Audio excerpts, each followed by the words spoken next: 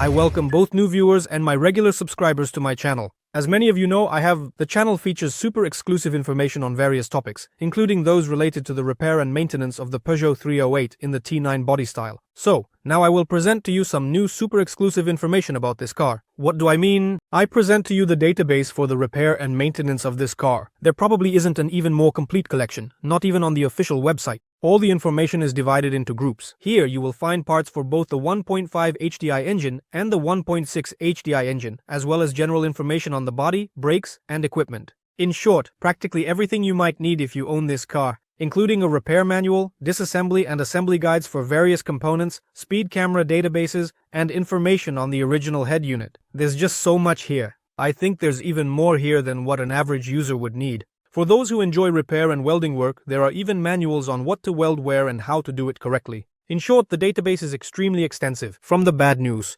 even though all the information on my channel is freely available, so to speak, take as much as you want, this database will only be available to the sponsors of my channel.